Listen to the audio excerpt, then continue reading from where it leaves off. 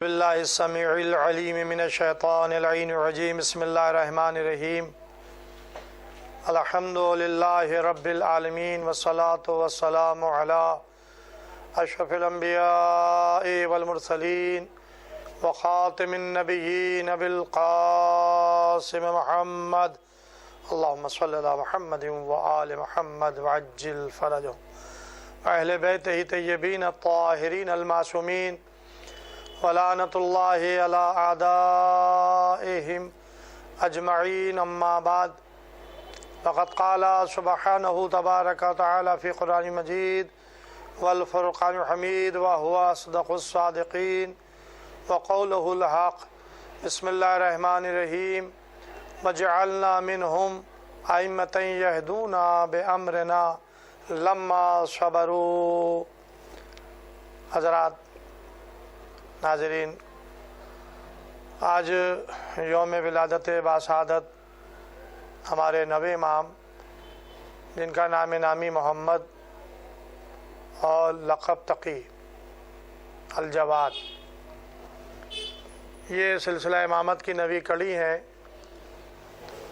جن کی ولادت 10 رجب المرجب 195 ہجری کو روز جمعہ مدینہ منورہ میں ہوئی۔ آپ کے پدر بزرگوار امام ہشتم امام علی رضا علیہ السلام ہیں۔ امامت یہ اللہ کا عطا کیا ہوا منصب ہے۔ جس طرح سے نبوت اور رسالت الہی عہدہ ہے، اسی طرح سے امامت بھی منصب الہی ہے۔ یہ منصب الہی اللہ کی طرف سے عطا ہوتا ہے۔ ہمارے کیا کوئی امام خود ساختہ نہیں ہوتا، اور جب اللہ کی طرف سے امام آتا ہے تو اس کے کچھ اوصاف، کچھ صفات ہوتے ہیں جو اللہ کی طرف سے معین ہیں۔ جیسا کہ میں اس سے پہلے بھی اسی ماہ رجب میں یکم رجب کی تقریر میں بھی عرض کر چکا ہوں، اللہ نے عہدہ امامت پر انہیں فائز کیا ہے۔ وَجَعَلْنَا مِنْهُمْ أَئِمَّةً، اور ہم نے تمہارے درمیان امام معین کیے، امام مقرر کیے ہیں۔ یہدونا بِأَمْرِنَا، یہ ہدایت کرتے ہیں اور ہدایت کرتے رہیں گے ہمارے حکم سے۔ لما صبروا، ان کا خاصہ صبر ہے۔ امام کتنے ہوں گے یہ قرآن میں نہیں آیا، قرآن میں جمع کا صیغہ استعمال ہوا ہے، اور قیامت تک کے وجود امامت ثابت ہے اس آیہ کریمہ سے، یہدونا بامرنا سے، ہدایت کرتے ہیں اور ہدایت کرتے رہیں گے۔ اب ظاہر ہے کہ جب تک دنیا قائم ہے اور ہدایت پانے والے موجود ہیں، اس وقت تک کہ یہ ائمہ اپنے دور میں، اپنے زمانے میں ہادی ہیں۔ ان کی تعداد کتنی ہوگی اس کا ذکر حدیث میں آیا ہے 12۔ اب یہ مختلف احادیث پیغمبر صلی اللہ علیہ وآلہ وسلم ہیں، جیسا کہ میں نے عرض کیا تھا کہ اولی الامر کے ذیل میں بھی پیغمبر نے 12 اماموں کا، 12 اولی الامر کا تذکرہ کیا ہے۔ حدیث خلافت میں بھی 12 خلیفہ کا ذکر پیغمبر اسلام نے کیا ہے کہ جو سب کے سب قریش سے ہوں گے۔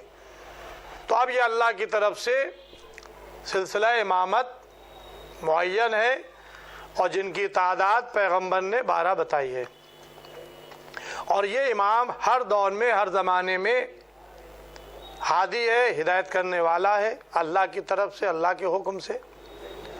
اور یہ عہدہ امامت جب سے امام دنیا میں آتا ہے وہ عہدے پر فائز ہوتا ہے۔ سن و سال کی کوئی قید نہیں ہے کہ کتنی عمر ہو جائے تو امام ہوگا، نہیں، بس اتنی قید ہے کہ ایک امام کی موجودگی میں دوسرا امام خاموش رہے گا۔ جب اس سے پہلا امام دنیا سے رخصت ہوگا تب اس کے بعد والا امام اپنے ذمہ داریوں کو سنبھالے گا۔ اب اس سلسلہ امامت میں ہمیں 3 کڑیاں ایسی ملی، 3 امام ایسے ملے کہ جو کم سن میں عہدہ امامت پر نظر آتے ہیں جنہوں نے اپنے ذمہ داریوں کو کم سنی میں سنبھالا۔ پچھلی تقریر میں میں نے عرض کیا تھا کہ ایک ہمارے 9ویں امام ہیں، ایک ہمارے 10ویں امام ہیں اور ایک ہمارے 12ویں امام ہیں۔ 10ویں امام 6 سال کے تھے جب باپ کا سایہ اٹھا تو آپ نے منصب امامت کو سنبھالا۔ 12ویں امام 5 سال کے تھے جب باپ کا سایہ سر سے اٹھا، منصب امامت کو سنبھالا، اور یہ 9واں امام 8 سال کا تھا۔ آپ کی ولادت 195 ہجری کو ہوئی اور امام علی رضا علیہ السلام کی شہادت 203 ہجری میں خراسان ایران میں ہوئی۔ لہذا 8 سال کی عمر میں بار امامت امام محمد تقی جواد علیہ السلام کے کاندھوں پر آ گیا۔ یہ امام جو علوم الہی سے سرشار ہوتے ہیں، یہ کسی کے سامنے زانو ادب نہیں طے کرتے، ادھر سے علم کا رابطہ ہے، یہ خود جسے چاہتے ہیں علم عطا کرتے ہیں۔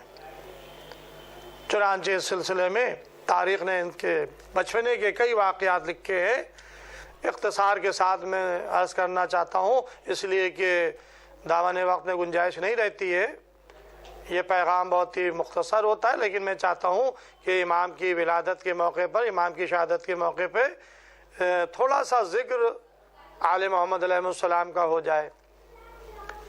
تو امام محمد تقی علیہ السلام جن کی عمر تقریباً 9 سال کے آس پاس تھی، یہ بغداد میں ہیں۔ اس وقت مامون رشید بغداد میں تھا۔ امام ایک مقام پر کھڑے ہوئے، کچھ بچے کھیل میں مصروف ہیں اور مامون رشید کی سواری آ رہی تھی۔ جیسے ہی بچوں نے آتے ہوئے دیکھا سب ادھر ادھر ہو گئے، امام اپنے مقام پر کھڑے رہے۔ بادشاہ نے دیکھا کہ میرے ہیبت اور میرے خوف سے یہ بچے منتشر ہو گئے، یہ کون بچہ ہے جو اپنے مقام سے نہیں ہلا؟ سواری روکی، پوچھا ہے صاحبزادے آپ کیوں نہیں ہٹے؟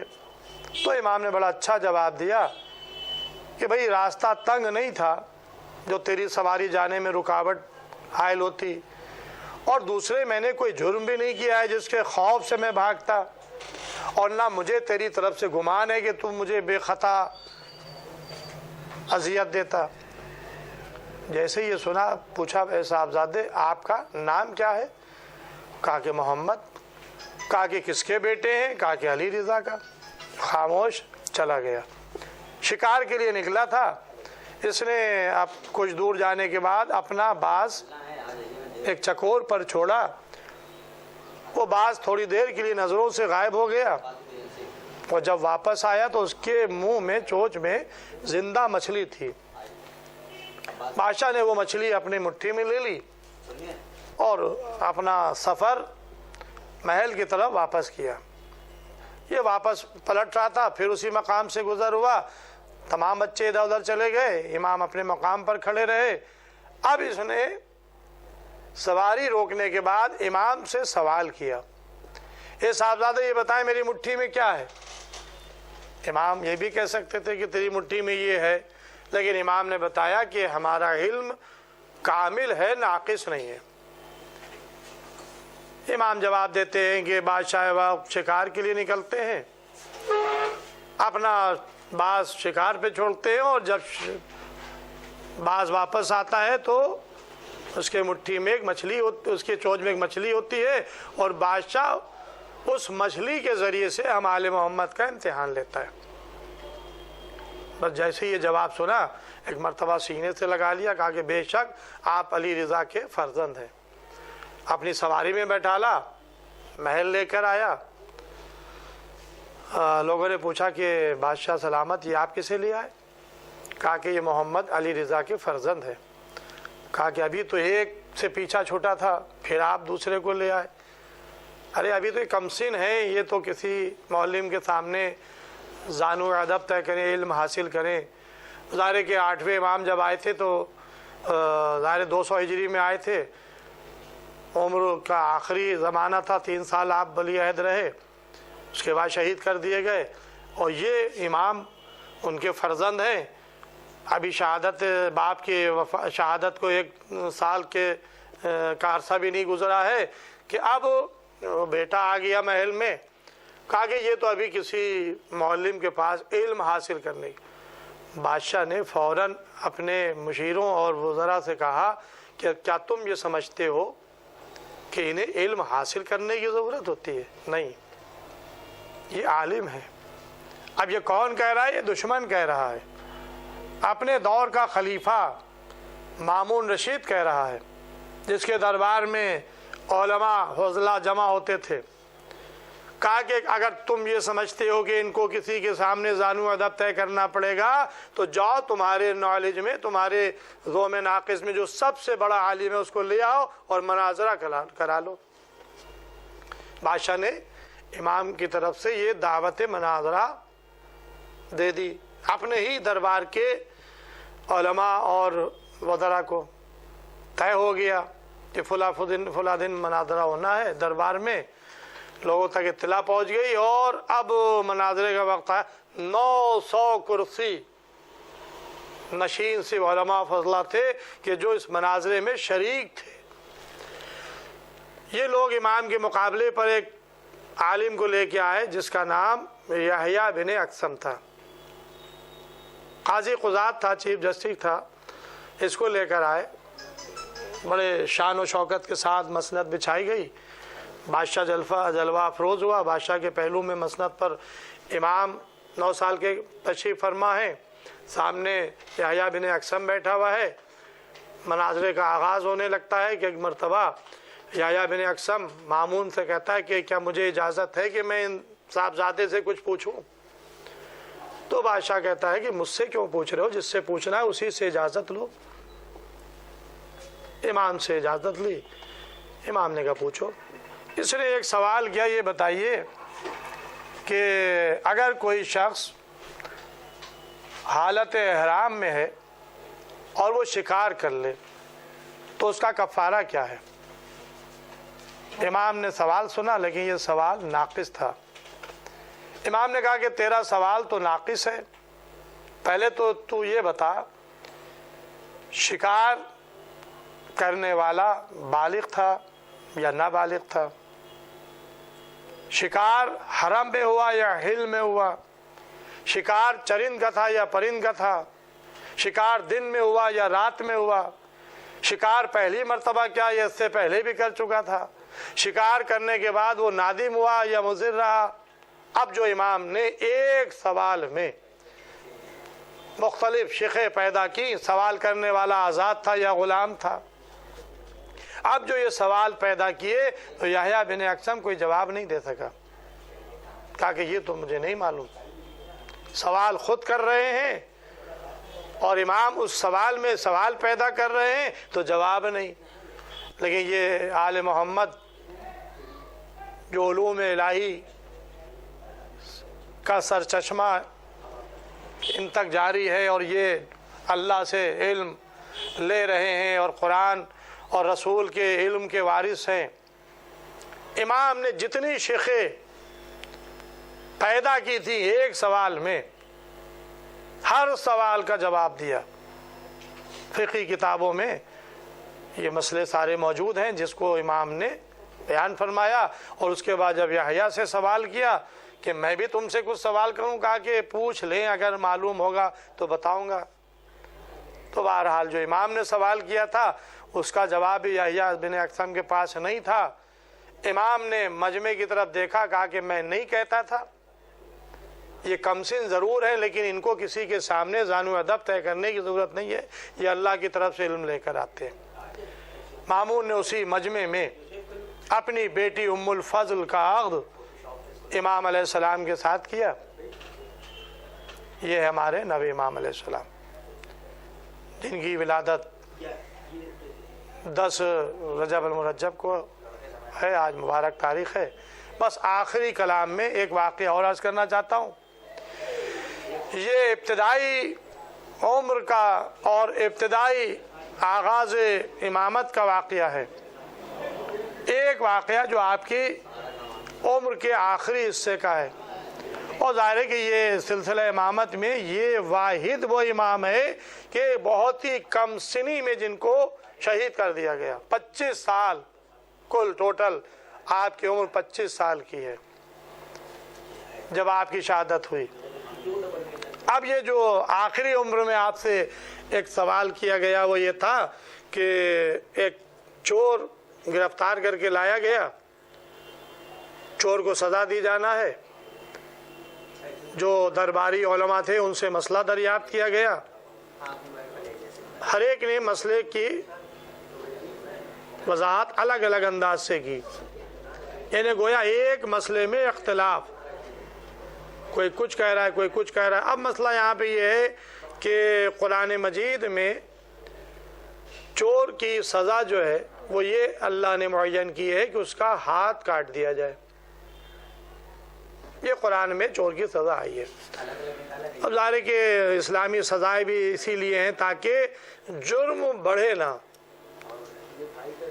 جرم نہ بڑھے، لوگ کنٹرول میں رہیں۔ زنا کی سزا ہے سنسار کر دینا، چور کی سزا ہے ہاتھ کاٹنا، اسی طرح سے اور جرموں کی سزائیں ہیں۔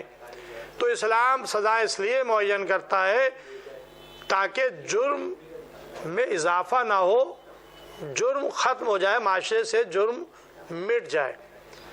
ظاہر ہے کہ جب ہاتھ کٹے گا تو لوگوں کو پتہ چلے گا کہ اس نے چوری کی ہے لہذا اس کو سزا دی گئی، تو یہ ایک معیوب معاشرے میں بدنامی ہوگی، لہذا چور پھر چوری نہیں کرے گا، یہ وبا جو ہے ختم ہو جائے گی۔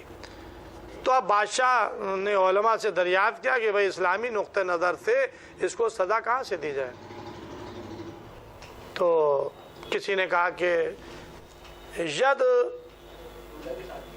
کسی نے کہا کونی سے، کسی نے کہا کلائی سے، کسی نے کہا گٹے سے، کسی نے کہا شانے سے، کیونکہ ید کا اطلاق جو ہے وہ انگلیوں کے سرے سے لے کر اور شانے تک ہوتا ہے، یہ ید، اس کو ید کہتے ہیں، ہاتھ، ہینڈ۔ تو اب قرآن میں تو یہ آیا کہ ہاتھ کاٹ دیا جائے، لیکن اس کی عملی توضیح یہ قرآن مجید میں نہیں ہے، یہ معصوم نے کی۔ تو اب علماء میں اختلاف ملا اس مسئلے میں، لیکن جب معصوم سے پوچھا گیا تو معصوم نے پہلے تو انکسار کی، کہا کہ بھائی ان علماء نے تم کو بتا دیا، مجھ سے کیوں پوچھ رہے ہو؟